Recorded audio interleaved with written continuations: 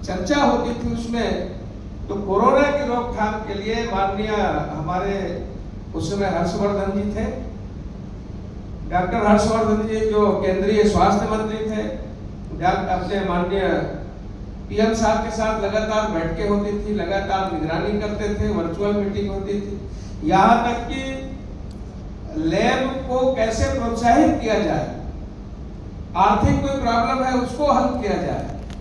और हम सब जानते हैं कि भारत बायोटेक, एस्ट्राजेनेका और ये जो कंपनियां हैं, और अपना ही स्वदेशी ऐसा कोई वैक्सीन हो, बाहर से बुलाने की जरूरत ना पड़े।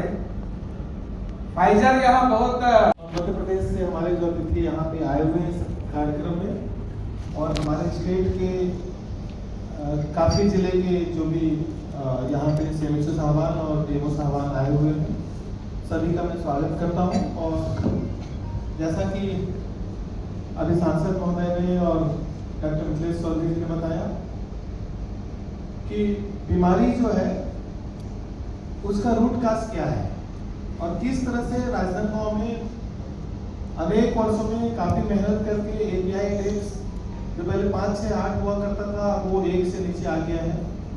तो इसमें निश्चित तौर पे सभी लोगों का समन्वित प्रयास से ही कोई भी अगर बीमारी है उसको कंट्रोल किया जा सकता है। और बीमारी का जो मूल रीजन है, मूल कारण है, अगर उसको हम समझ करके लोगों में एक चेतना जागृत करें, लोगों को अवेयर करें, क्योंकि बीमारी जब कभी भी किसी भी घर में होता है, बड़े घरों में जब बीमारी होती है तो पता नहीं लगता, बड़े बड़े हॉस्पिटल में जा करके एडमिशन हो जाता है।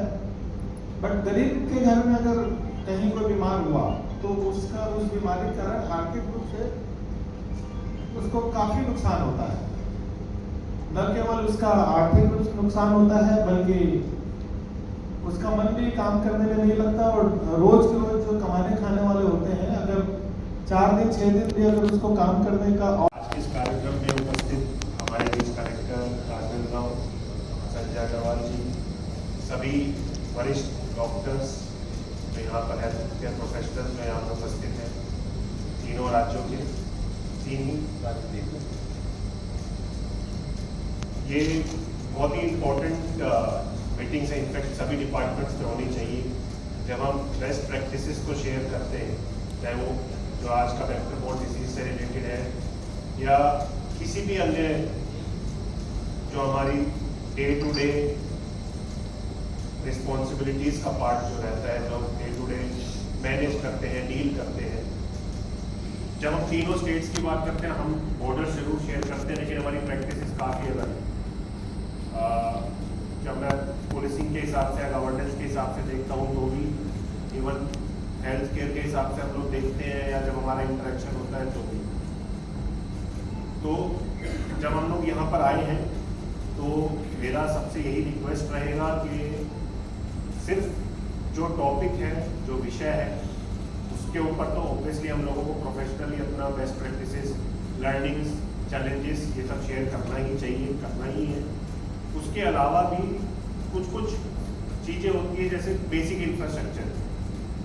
बेसिक इंफ्रास्ट्रक्चर में आपके यहाँ पर अगर हम बात करें तो जो जिले का जो सेटअप है वो हम मेडिकल कॉलेज से शुरू करते हुए हम एसएचजीज तक जाएं, अगर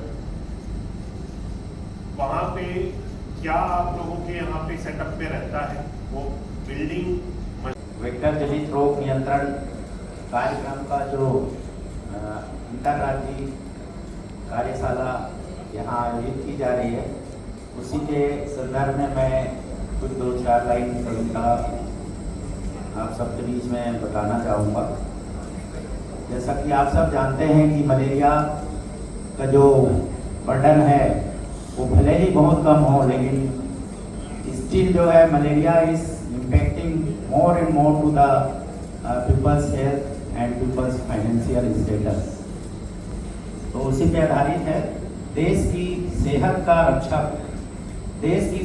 रक्षक वेक्टर जनित रोग से लड़ने वाला कार्यक्रम चलाया जा रहा है। रोगों को हराने की लड़ाई में यह अभियान चलाया जा रहा है।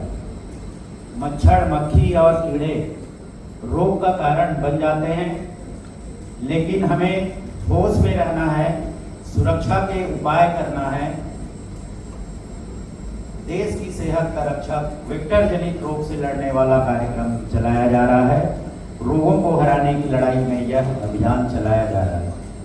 मलेरिया, डेंगू, चिकनगुनिया रोगों का सामना हमें करना है, लेकिन हमें उससे डरने की जरूरत नहीं है। कार्यक्रम के साथ हमें मुक्ति के लिए लड़ना है। रोगों की लड़ाई में, रोगों को हराने की लड़ाई में यह अभियान चलाया जा रहा है। देश की सेहत का रक्षक वेक्टर जनित रोग से लड़ने वाला कार्यक्रम चलाया जा रहा है। रोगों को हराने की लड़ाई में यह अभियान चलाया जा रहा है। रक्षकों से, कर्मचारियों से अनुरोध है, लोगों की जान बचाएं, जीवन में खुशहाली लाएं, उन्नत, स्वस्थ एवं सफल जीवन को अपनाएं और सभी मिलकर भाईचारा बढ़ाएं। थैंक यू, धन्यवाद।